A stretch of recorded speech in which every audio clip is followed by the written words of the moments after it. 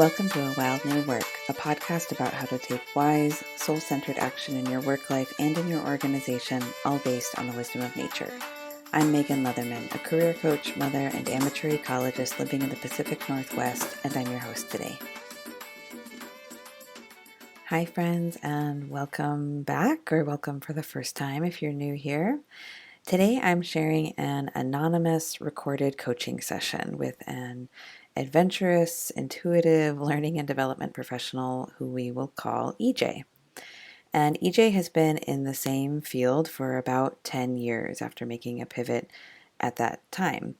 And she's experienced success in this field, but the pandemic and global shifts taking place have brought about 2 layoffs in the last 6 months, and EJ is wondering if the tumultuousness that she's experiencing in her career is inviting her into a larger shift. She's wondering if perhaps there is something more for her out there, but what is it and how will she find it? In this recorded session, I coach EJ as she explores these questions and more and arrives at answers that open up a new awareness and a new sense of possibility. These conversations started as an experiment back in the spring of this year, and this is the last recorded coaching session I have to share for now, and I'm not sure what it will look like going forward, but I knew that now was the right time to share this conversation with EJ. I hope that it nurtures and inspires you. And if, like EJ, you are sensing that something is shifting in your working life, I want you to know that I'm currently enrolling new one-on-one career coaching clients until September 30th. I've been coaching clients for 7 years now, and the program that I guide people through is sort of like a 6-month cocoon for you to simmer in and a place where you can emerge from anew. The program includes 11 one-on-one sessions, an in-depth tarot reading on your career, an extensive workbook that we go through together, and of course, ongoing text and email support between sessions. You really don't have to find your way alone. While you're the only one who can actually take the steps you need to take to change things in your life and career, I would be honored to walk alongside you and share what I know about how to make the process as graceful and as bold as it needs to be for you. So to learn more about that, you can visit the link in the show notes or awildnewwork.com/coaching. All right, let me walk us through our opening invocation. So wherever you are, whatever you're doing, just taking a sweet moment for yourself to either put your hand on your heart or take a deep breath, or just settle into your body in some way as I read these words. May each of us be blessed and emboldened to do the work we're meant to do on this planet. May our work honor our ancestors, known and unknown, and may it be in harmony with all creatures we share this earth with. I express gratitude for all of the technologies and gifts that have made this possible, and I'm grateful to the Cowlitz and Clackamas tribes, among many others, who are the original stewards of the land that I'm on. Well, I would love to hear a little bit more about what the last year has been like for you professionally and of course personally, but what's sort of the landscape been like? Well, probably not unlike too many people. It's been a little bit of a roller coaster, both literally and emotionally and psychologically. For me personally, I had the interesting experience of getting laid off from one employer, W-2 employer. In my case, I was laid off from a large aerospace manufacturer that has been in the news a little bit this last year. And that wasn't too big of a surprise, and it was the best it could be under the circumstances. They tried to do right by us. I was lucky enough. I'm pretty well networked. In fact, that's one of my superpowers. And so I activated the network and was able to secure a position. Literally started a week after my last day at the previous employer. So no real gaps, some psychological space for transition, but not a lot of temporal space for transition, which is funny because that was one of my ahas this last year, is like, oh yeah, human beings really need time and space for transition. Mm-hmm. That I totally didn't give myself because for me, the rationale at the time was the job market's going to be flooded, and I just don't have the emotional bandwidth to go compete. And I think you can probably relate to this, Megan. I don't like, and I don't really want to participate in capitalism as it exists, patriarchal capitalism, particularly in the West, as it's practiced in the United States, I should say, because I don't believe in things like worshiping at the altar of productivity and any number of things that are out of congruence for me. But as you know, at the end of the day, bills need to be paid, mortgages are due. I have a husband who is gainfully employed, but we're both contributing members of the household. And those those very third dimensional realities exist. So I jumped feet first into a second job for the 2020 calendar year, and feeling blessed all the while to even have it.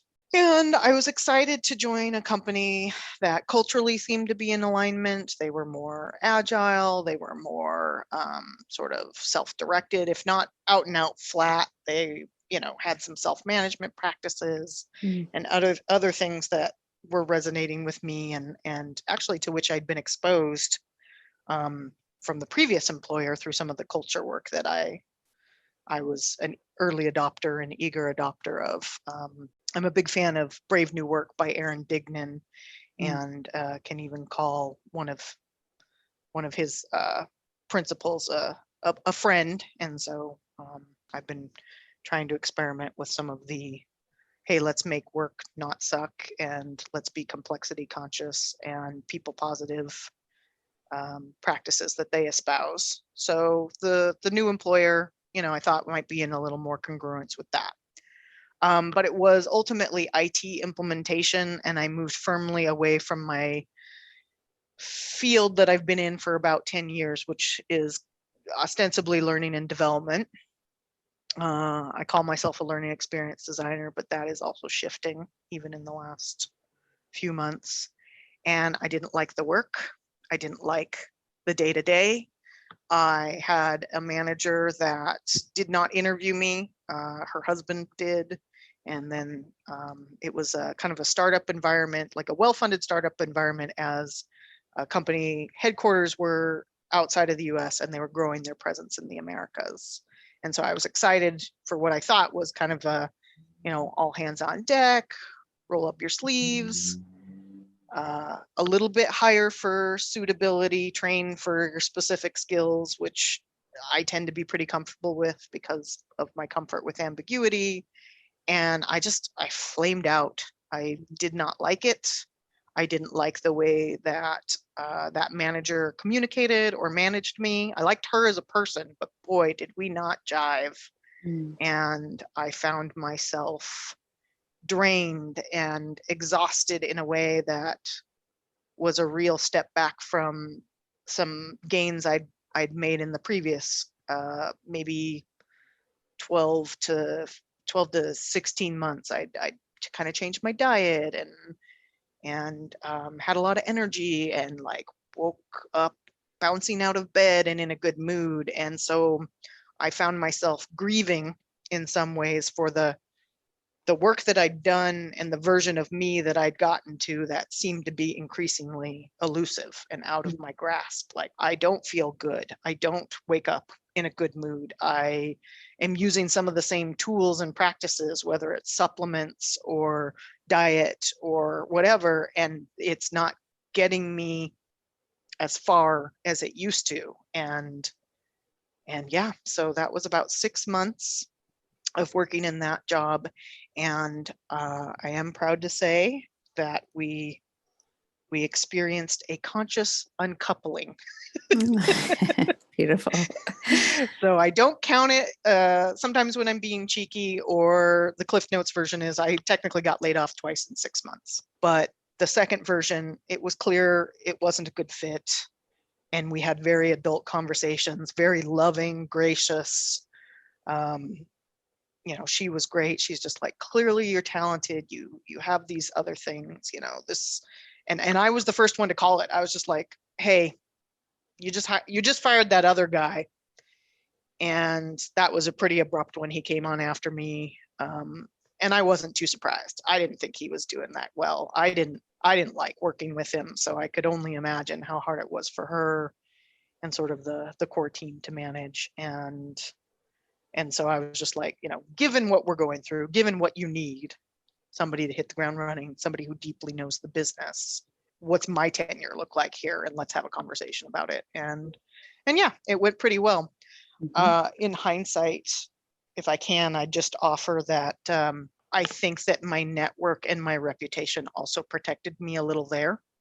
Like they would have looked bad and it would have been impolitic to cut me off completely. And so, at first I kind of gave her and them a lot of, just a lot of credit. And then I was like, oh, wait, I bet they didn't want to burn bridges with somebody like me who is pretty well respected and pretty well networked. And that says something about me. So if I can just offer that as a little aha that I had. Yeah. And I think it's amazing that you brought it up. Most people are too afraid to broach that subject, especially given the sort of economic landscape that you were in. Exactly. Really I was making good money. I got a bump. So I'm back to hanging out my shingle again. I lived and worked in China for 5 years, returned to the US. I pivoted careers. I used to work in electoral politics and public policy in the public sector. Then I moved to China and found myself teaching English as a foreign language and then getting into corporate training and teaching PhDs and things like that.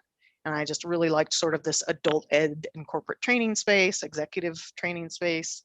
And then I came back to the States and I hustled and I reinvented myself. And I don't give myself a lot of credit for that. So I'm working on giving myself credit for that when my friends, are like, hey, look at what you did. And then like getting employed by the employer, the large aerospace manufacturer. It felt very legitimizing, like, oh, I have arrived. I'm a real L&D professional, not just but prior to that arrival, I had gotten some advice that you're never unemployed, you're just self-employed. And I did parlay my networking and my hustle into gigs that I had to, start a sole source or sole proprietorship and do that. So technically my shingle's been out and I've even been able to do some work just while I had other kind of steady work, but it's getting rehung and I'm really at a crossroads, which is why I think we're here talking today, where kind of what's next. And I don't really, I think I'm done with L&D and I don't really know what that means. Like, am I just a general business practitioner? So yeah, here I am at the crossroads and reached out to you and I'm looking for the opportunity for some clarity and some conversation. And I hope that maybe my journey is helpful to others in hearing our conversation today. Yeah. Thank you. What are some of the signs that you're getting that you're done with L&D? So I also do a lot of intuitive work. I work regularly with tarot cards. I feel like I have a lot of clarity that comes from sort of a gut instinct. So, listening intuitively and even taking a few deep breaths and dropping into heart space and checking for what is true right now is not something that I'm unaccustomed to, but I don't reach for those practices as often as I could and should. And so I've turned to them more in the last few months in particular. Women's wisdom, intuition, my witchy side, whatever you want to call it. And so I feel like there are nudges to maybe go do things that work more explicitly with women or women's leadership development. The signs are not necessarily always clobbering me over the head, though the universe historically has done a little bit of that when I haven't been paying attention. I don't know. It's just sort of oh, I think I'm done with this. And it's like folding up a blanket or something where you're just like, I'm going to fold this up and put it in the cupboard and it's still there if I want to take it out and use it, but I don't know if it's a part of my identity. I've been unpacking identity a lot the last year. I don't know if other people are, but sort of what's true, what's truly important, who am I, how do I want to show up in the world. I didn't have kids and I'm 40s. Like, I'm not old, but I'm not super young. What happens in the corporate space for women my age? These are all things that I'm sort of grappling with. Mm-hmm. And when I have conversations with people, maybe you experience this as a coach. I'm not a certified coach or anything, but I have conversations with people, and my ability to sort of help them get clarity or feel energized is really fire lighting for me. Ignites my, where I'm just like, oh, this is energizing. I am excited by you being excited to have this conversation about this problem or challenge Mm-hmm. that I maybe know some stuff about or could offer a perspective on. And so the old role of L&D or OD, or even just the things that I've done and the person that I am, seems to have merit when I put it out there for others to use as they see fit. Mm-hmm. How many years ago was the sort of reinvention into L&D? Was that about 10 years ago? Yeah, about that. And what feels similar, if this is a new cycle of reinvention, and certainly doesn't have to look the same, but are there any similarities between sort of where you are now and where you were at that last cycle? Well, what comes to mind is that feeling like you're standing at a crossroads, that sensation of, not a cliff I'm about to tumble over, but just sort of like, oh, I'm at a threshold. I'm at a boundary of one thing and the starting of another, and I'm excited, but a little scared too, a little trepidatious. And the reframer in me is always like, fear and anxiety or just excitement needing to be channeled healthfully, like jumping up and down before that job interview to channel my butterflies. Like I think it's Brene Brown or somebody talked about her daughter being in karate and the sensei saying something like, get your butterflies flying in order, like get them into formation, where it can be channeled energy. And I like that metaphor where, it's a little bit scary, but that scariness is where change and growth comes from. And I'm okay with that. Mm-hmm. That's not hard for me personally. Mm-hmm. Getting some direction and some clarity with the different ideas. Mm-hmm. That's challenging for me. Like just buckling it down and doing, that's challenging for me. Yeah. So if you imagine yourself sort of at the center of this crossroads, are there any options that you see, like that do feel clear, even if they're vague? What are some of the pathways being offered to you? Some of the nudges I'm also getting include pick one thing. And I don't think it necessarily has to be the one thing that I do forever, but maybe it's the one thing that I put some dedicated attention, and where you direct your gaze is where things happen, whether you're snowboarding down a hill or swinging the bat at a ball, or in my case trying to build an area of my business. So I have landed on a couple of things that seem to make sense, and they're sort of general business practices like transformation, not just digital transformation, but sort of like transformative work, facilitating emergence. Mm. I really love facilitation. So like moving away from that IT implementation where it was learning technology and learning products, that I totally loved the products, but boy, IT implementation was not for me, is what I learned. And I was like, well, what is true? I like people. I'm good with people. I like facilitation. I try not to, I know I talk a lot. I'm even talking a lot with you, but facilitation is different because you create space for others. And I also, frankly, I like kind of one and done projects or time bound things because I get bored easily. And I'm not, just like IT implementation can take like 2 years, particularly if you've got like a large enterprise or public sector client, like the federal space. It's like, oh God, there is no end in sight. And that is not for me. It is hard to get up and get out of bed and feel excited about that work. So at least when you facilitate, so like in my case, I'm kind of going all in on design sprints, and those can be for anything. Can facilitate a process, somebody wants to do something differently, like, oh, we want to do our performance management differently. We don't know how to get there. I could come in and be a time-bound intervener where I'm not there to execute it, but I'm there to help with creating clarity and move people through a structured process that gets them to the next thing. And that can be products, that can be processes, that can be, you name it.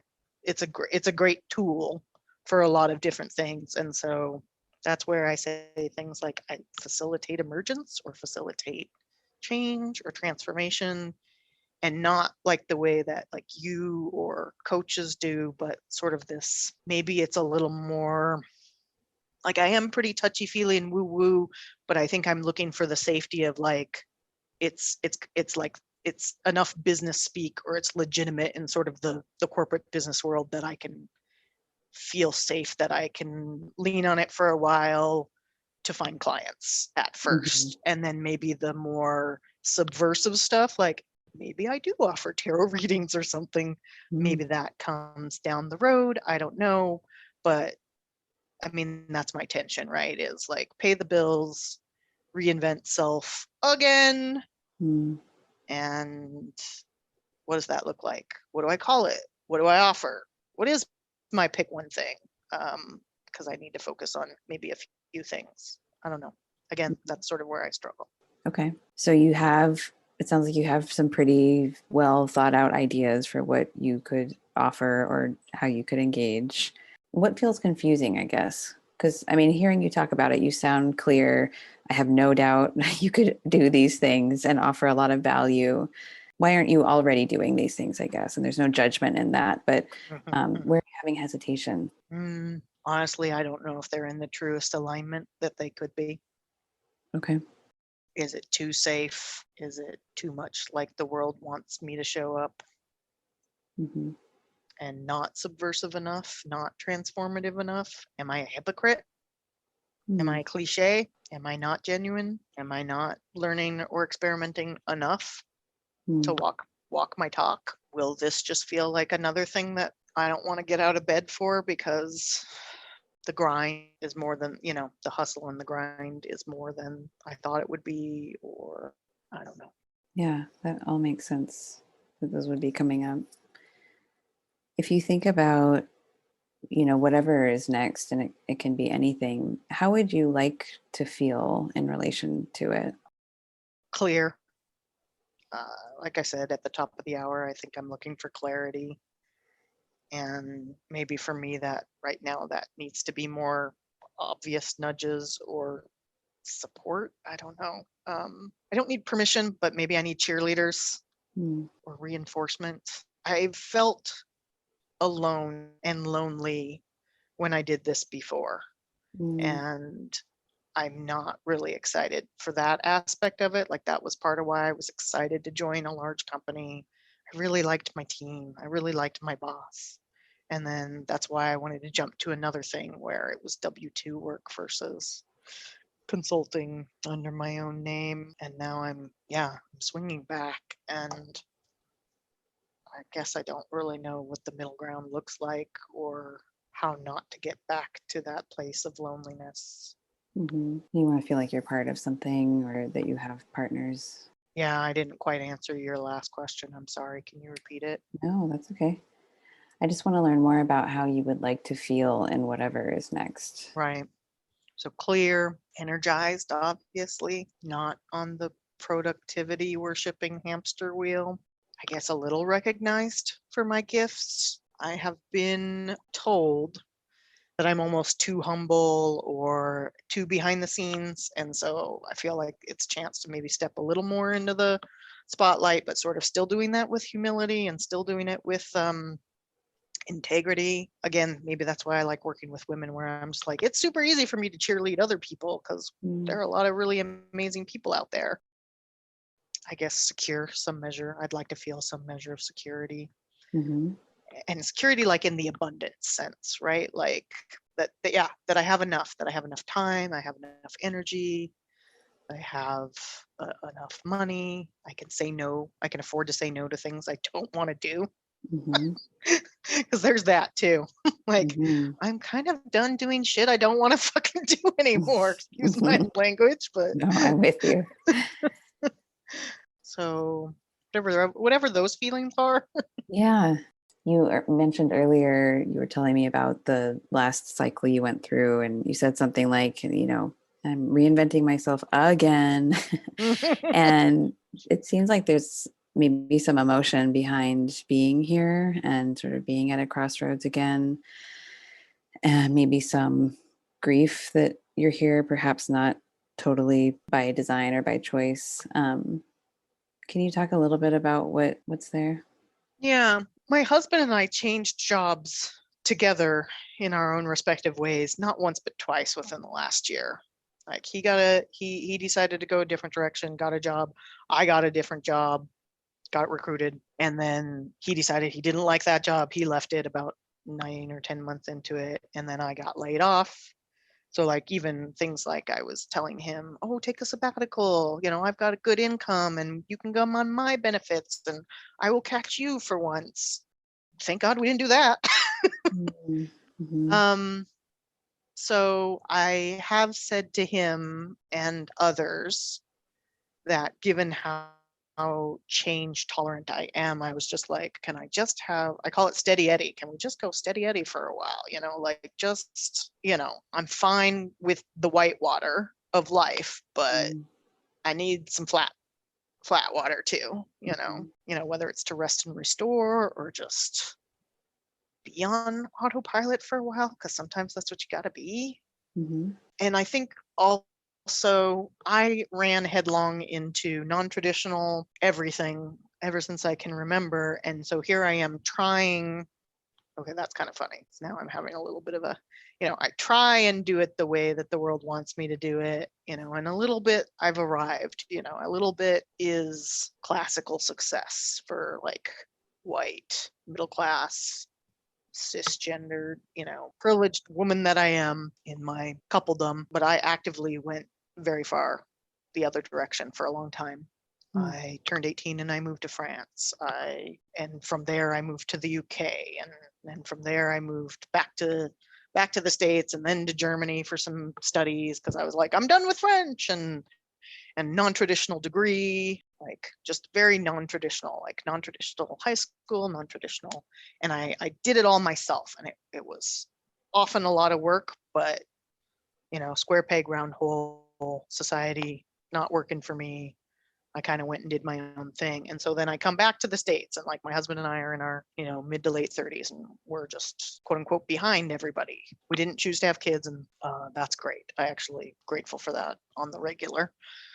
We didn't buy a house, and we didn't have retirement or savings or anything. And so we've kind of clawed and scratched our way to some semblance of financial security. And now that has also been disrupted. And maybe that's just how the world's going to be, how we're going to see. This is the first, well, this isn't the first, it's the first big one. I turned to my husband the other day and I was like, yeah, so really starting with SARS, this is just going to be a thing in our lifetime, right? We're just going to see a lot of pandemics. So what do we do to be resilient to that? Like, we don't get to not have that be the reality. So given that's the reality, what do you do? So I know I kind of meandered, but even when I try and do things the right way, and I maybe want to break from all of the scratch and scrabble and the churn that can be part and parcel of square peg round hole, both by choice and some by not. Even that doesn't seem like it's really manifested. So yeah, I'm here again, despite going at it a couple of different ways. I see. Okay.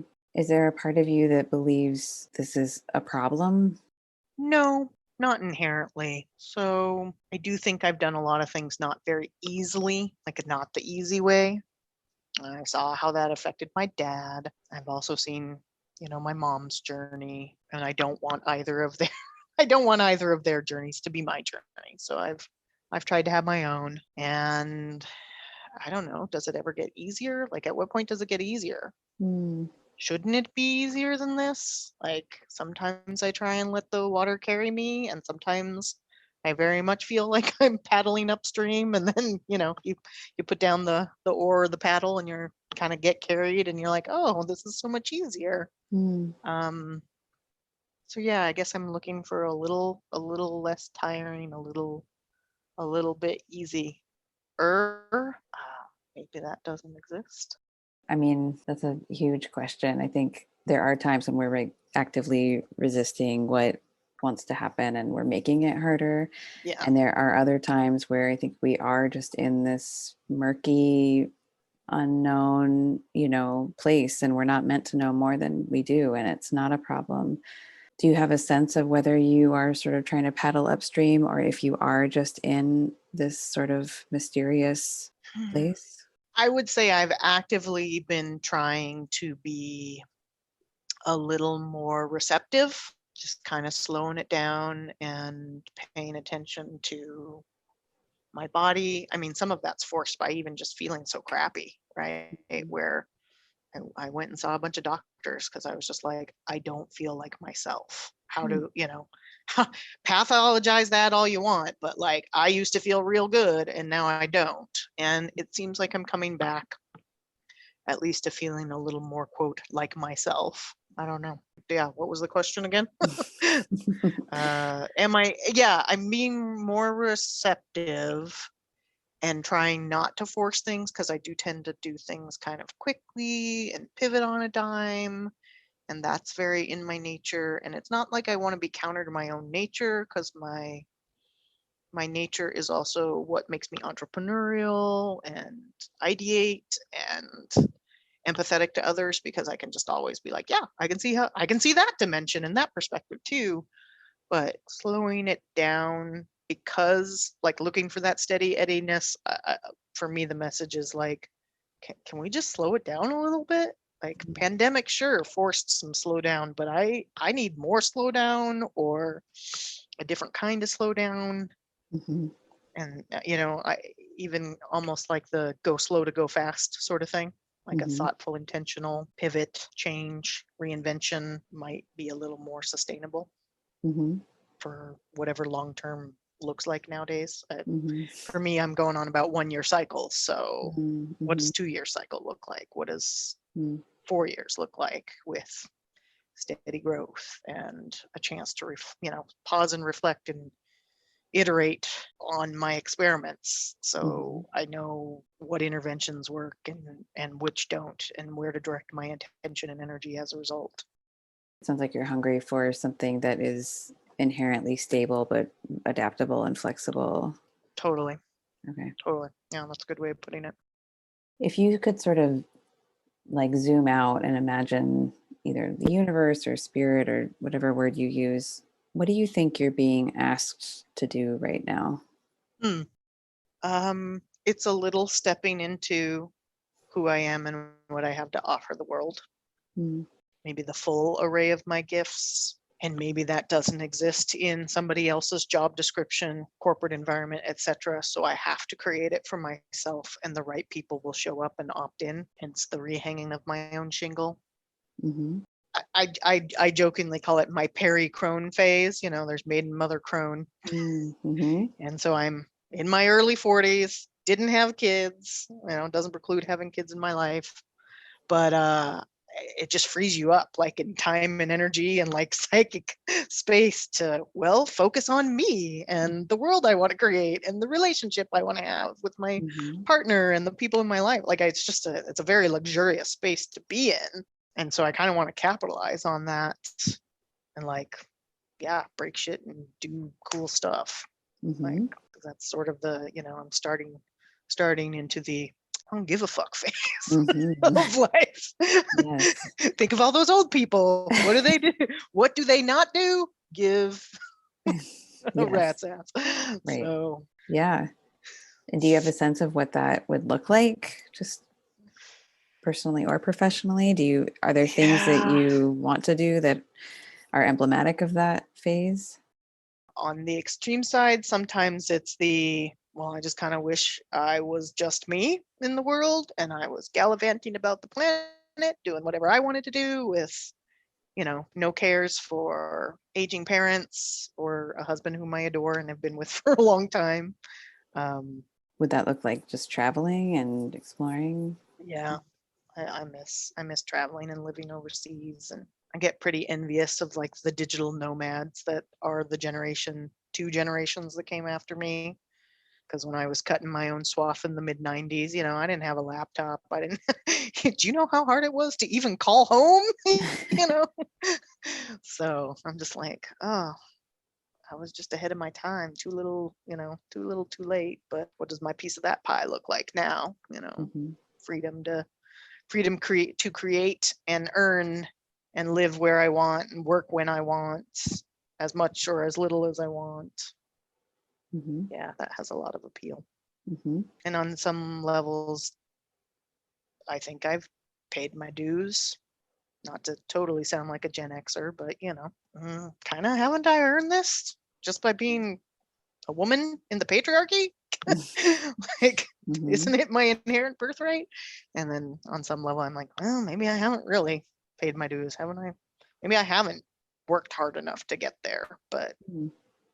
I do have a parent who is one parent I lost when I was 16, and that changed my life, totally changed the direction of my life. And I have another parent who is dealing with a lot of complex health issues, and I look at their choices around work and stopping work and the quality of life now, and I just don't want to wait to live my best life until quote unquote retirement, and there is no retirement for me. Mm-hmm. I didn't play by the rules long enough to cash in, and frankly, I think that's specious. Those systems don't exist for a huge swath of the population, so I'm not gonna get hung up on those models. I'm gonna just try and make models that work for me. But again, it's a lot of work. It Mm-hmm. feels like effort. It feels like churn. It feels like, when is something going to be easy? Mm-hmm. Not looking for a handout, but how do I live my best life now? Mm-hmm. I wish we had like 5 more hours to talk. I have a lot more questions. I guess if it's okay with you, I'd like to sort of bring it back to here and see where we can offer some relief or support now. You mentioned that, right after you mentioned wanting to feel clear in whatever you did next. I have two thoughts about that. One, that makes me think of, you mentioned earlier that your son is in Gemini, or that's your birth sign. And I think of Gemini as like it is that very like clear channel where you are connected to the divine, whatever that means to you. And there I is, clearly have such a hard time expressing myself. but I think there can be, it's the late spring period. So there's all this pollination and activity. And it's like the clear channel where that energy is getting focused and, diverted into something. And I think it's perfectly acceptable and okay. And the beauty of Gemini is that it is about collecting a lot of different data and insights. And, it is out there multifaceted in the world. But I hear you that you're hungry for some clear like energy flow into one area. You mentioned like your gaze and being focused. Like I've been sorry, Yeah. I just think you'd appreciate this, where it's like rooting into Gaia, and just like that Mm-hmm. deep, like centering, connecting is not a practice that I've been really great at. And so like I'm bringing that online through guidance and coaching from other people who are Mm-hmm. wiser than I. And so how does it all connect, I guess? Like both the deepening, but also the expansive reaching for all of that that Mm-hmm. I'm so good at. Mm-hmm. Some sort, that's what I think of when I think of alignment. Yeah. I think with an air element like Gemini, it can be hard to feel sort of rooted and grounded, but the way that you do that won't look like other people. It won't look like sort of the earth element, necessarily, but you Hmm. can find that stability. Gemini is also mutable. So it's transitioning us from spring to summer. So there is a lot of movement. And I think of it as like the eye of the storm, not that there's a scary storm or anything, but just that like calm wind that is just like at the center of all of the activity that you can return to and sink into. But I think for you, it sounds like there's that movement is just a natural part of who you are, and so it could be uncomfortable if that's happening in a way that's not totally clear, or like you're not sure where it's leading or which way to go. So just lots of like sweetness and tenderness for you that, you know, you're not doing anything wrong, that you are sort of exploring all of the options. You're wanting to find something that allows you to be free and, you know, liberated in the way that you need, but that also meets, you know, your realities of having an elderly parent and wanting to enjoy your life, which makes sense. When you were talking about wanting to feel clear, you also mentioned not necessarily needing permission, but really needing like cheerleaders. And I'm curious what your like system of support or cheerleading looks like right now. And do you have, I'm sort of envisioning like a really nice container for you in this process, that sometimes we have to focus on the container more than what's coming from it. Like we might not always know what's in the seed, but we need to kind of nurture the shell and make sure the soil around it is really healthy. And it sounds like that might be where you are. So, you know, do you have what's your soil like? And are there cheerleaders around you that you can lean on right now? Yeah, I really like that. And what comes to mind is my also nascent gardening skills. Like I'm not a particularly gifted plant parent.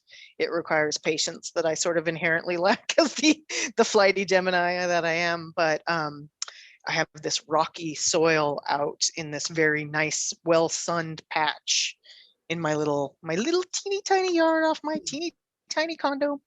And I've been trying to rehabilitate the soil. And so, you know, just like even getting, yeah, both bringing in the bot elements, but then like as I kill plants, like turning them back in and having my equal parts wet and dry and brown and green, and you know, like trusting the process that leads to fecundity, and then like dumping that back onto my little stretch there. And you know, darned if stuff isn't growing better now than it was last year. So you just, yeah, like I like what you brought up, and that's what it made me think of. So I must be doing something right, because I would say I am focusing on the container lately. Mm. In addition to your community and Cedar Lodge, I've joined 2 other networks. The spaces that I'm choosing to opt into are, I think, non-traditional spaces like Cedar Lodge, and like so big, you know, plug for Cedar Lodge there. But I've joined another one that explores masculinity, and that's an area that I've been interested in as somebody who also feels like pretty in touch with my masculine side and just really likes to play with that polarity of masculine and feminine energy. And then they particularly use things like mythos and fable and sort of like archetypes and all this just yummy kind of squishy stuff that I like, and music and creativity. And then I'm in another one that's a lot of women, and so that's like my coven and my, you know, my women's guild and my kind of coaching and performance and productivity oriented, but not in like a traditional way.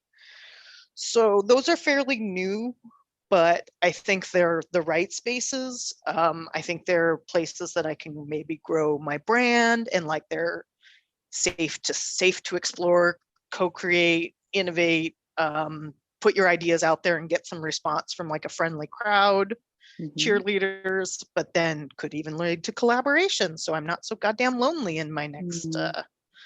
So yeah, I mean, that's interesting that you noticed that, and I think that that's in alignment or on point, because that's sort of what I've been directing some of my attention to, and knowing that it's maybe a little bit of a slow burn, and I'll get out of it what I put into it. And so what can I intentionally put into that? What can I intentionally put into growing my own skill set and getting clear on my offerings that move toward, you know, like my new website? Like, what are the services I'm going to offer? What are the practices that I can like label in a way that a potential client might go, oh, I want to opt into that. But yeah, I feel like they're kind of 2 sides of the same coin, which is me in a nutshell, where it's sort of my woo-woo space, but it's got some business sensibilities, and then my business sensibility space, but it might have some woo-woo creep in, and the right people will show up, right? Mhm. Yeah, I totally believe that. And I think it's hard. I mean, I feel like you're sort of like an edge walker where you're not fully in either place, you're sort of in both, and that can feel really lonely because not everyone can sort of transition or be in both places at once. And Yeah. so I think the more you can be surrounded by people who understand that those, can coexist, the better. And yeah, like I think of, what you were telling me earlier about what your ideas are for what to do next and this like facilitating emergence. It sounds like that's exactly what you're doing for yourself right Yeah, I hadn't now. thought about it. Yeah. Yeah. So how can you design a really supportive structure that's loose and adaptive enough that you can be in it, not always comfortable, but that you're held by something, Yeah. and held by the people that get you and see you. And I Mhm. have no doubt something is going to come and coalesce. It just sounds like it's just not ready yet, but there's nothing you're missing. It just hasn't fully formed or sprouted yet. And maybe that's where I'm getting the nudge to just slow down and be okay with a little bit of the process that historically maybe I forced or whatever. Hmm. Yeah, it's a deeply uncomfortable place to be in. I've done this too. Most people, we sort of manufacture the next thing because it's like, at least, I can point to this and say, this is what I'm doing. But the process of just sort of sitting with the mystery and letting it form and kind of being out, exploring who else is out there and doing that exploration is really, really fruitful. It just can take longer. And I think it's amazing that you're not just going out and trying to put something together just to satisfy that sense of discomfort. So I hope you'll keep going and continue to sort of focus on the container that you're building. Will do. Thanks for the cheerleading in this.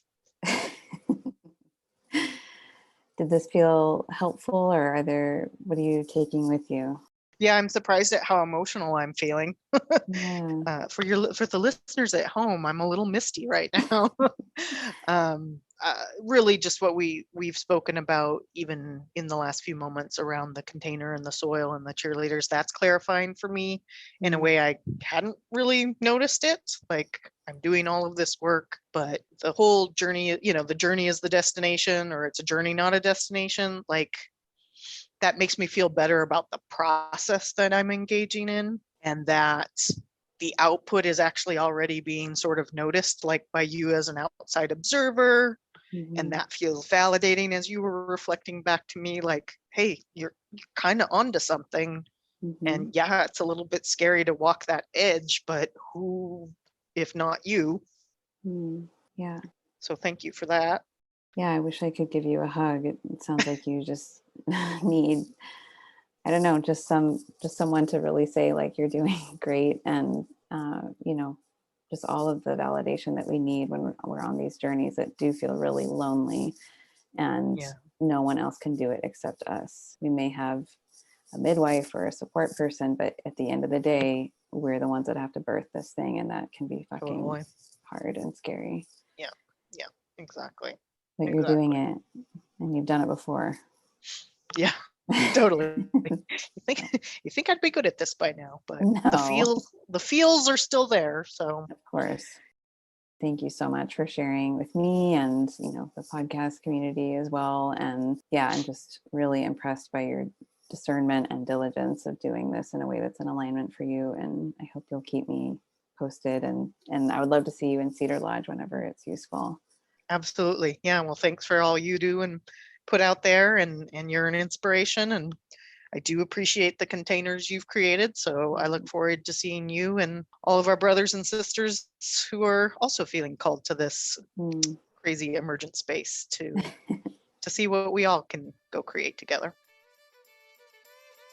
Oh, thank you, EJ. And thank you, dear listener, for bearing witness to her process today. If you would like to learn more about what it's like to work with me one-on-one, you can visit awildnewwork.com/coaching. I will be back in 2 weeks to share my insights on this shift into the early fall season and what this exciting time, this exciting transformation could mean for you and your working life. So take good care, and I'll see you on the other side.